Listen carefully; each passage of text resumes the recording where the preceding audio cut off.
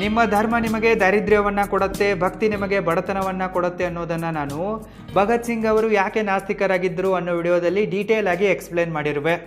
ನಮ್ಮ ದೇಶದಲ್ಲಿ ಸೈಂಟಿಫಿಕ್ ಟೆಂಪರ್ಮೆಂಟ್ನ ಕೊರತೆಯಿಂದಾಗಿ, ಎಜುಕೇಷನ್ನ ಕೊರತೆಯಿಂದಾಗಿ ಜಾತಿ, ಧರ್ಮ, ಭಾಷಾ ವಿವಾದಗಳು ನಮ್ಮ ದೇಶಕ್ಕೆ ರೋಗಗಳಾಗಿ ಪರಿಣಮಿಸಿವೆ.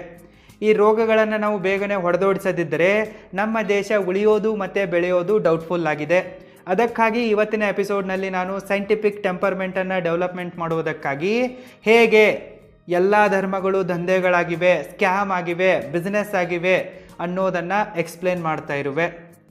ಧರ್ಮಗಳೆಲ್ಲ ದಂಧೆಗಳಾಗಿವೆ ಅನ್ನೋದನ್ನು ಸಾಬೀತುಪಡಿಸೋಕೆ ಇರುವ ಫ್ಯಾಕ್ಟ್ಸ್ಗಳು ಇಂತಿವೆ, ಕೇರ್ಫುಲ್ಲಾಗಿ ಕೇಳಿ. ಫ್ಯಾಕ್ಟ್ ನಂಬರ್ 1, ಎಲ್ಲ ಧರ್ಮಗಳು ಭಕ್ತರ ಯೋಚನಾ ಶಕ್ತಿಯನ್ನು, ಸ್ವಾಭಿಮಾನವನ್ನು, ಪ್ರಶ್ನಿಸುವ ಅಧಿಕಾರವನ್ನು, ನೈತಿಕತೆಯನ್ನು ಕಿತ್ತುಕೊಳ್ತವೆ.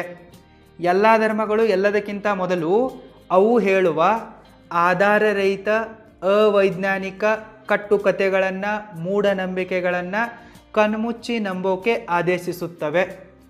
ಪ್ರಶ್ನಿಸುವ ಹಕ್ಕನ್ನು ಯಾವುದೇ ಧರ್ಮ ಕೊಡಲ್ಲ.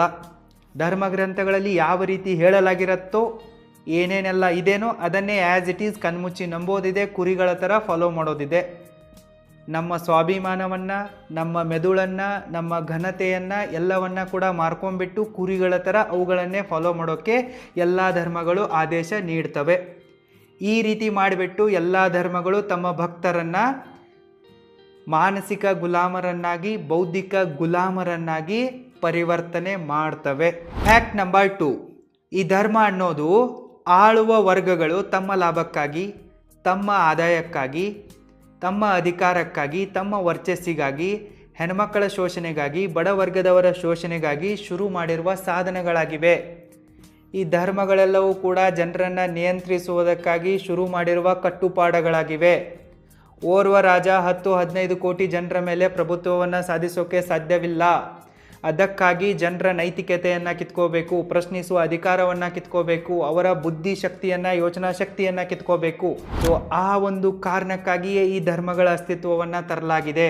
ಕಾಲ್ಪನಿಕ ದೈವಗಳ ಕಲ್ಪನೆಯನ್ನು ಮುಂದಿಟ್ಟುಕೊಂಡ್ಬಿಟ್ಟು ಜನರನ್ನು ಹೆದರಿಸಿ, ಜನರನ್ನು ಬೌದ್ಧಿಕ ಗುಲಾಮರನ್ನಾಗಿ ಮಾಡಿದರೆ ಮಾತ್ರ ರಾಜಪ್ರಭುತ್ವ ಅಸ್ತಿತ್ವದಲ್ಲಿರುತ್ತೆ ಅನ್ನೋದನ್ನು ಮನಗಂಡ ಆಳುವ ವರ್ಗಗಳು ಈ ಧರ್ಮಗಳನ್ನು ಸ್ಥಾಪನೆ ಮಾಡಿವೆ. ಧರ್ಮಗಳೆಲ್ಲವೂ ಕೂಡ ಆಳುವ ವರ್ಗಗಳ ಹಿತಾಸಕ್ತಿಯನ್ನು, ವರ್ಚಸ್ಸನ್ನು ರಕ್ಷಣೆ ಮಾಡ್ತವೆ ಅಷ್ಟೇ. ಇದರಿಂದ ಬಡವರಿಗೆ, ಹೆಣ್ಮಕ್ಕಳಿಗೆ ಯಾವುದೇ ಲಾಭವಿಲ್ಲ. ಫ್ಯಾಕ್ಟ್ ನಂಬರ್ 3, ಎಲ್ಲ ಧರ್ಮಗಳು ಜನರಿಗೆ ಭಕ್ತಿಯ ಮೂಲಕ ಬಡತನವನ್ನು, ದಾರಿದ್ರ್ಯವನ್ನು ಕೊಡ್ತವೆ.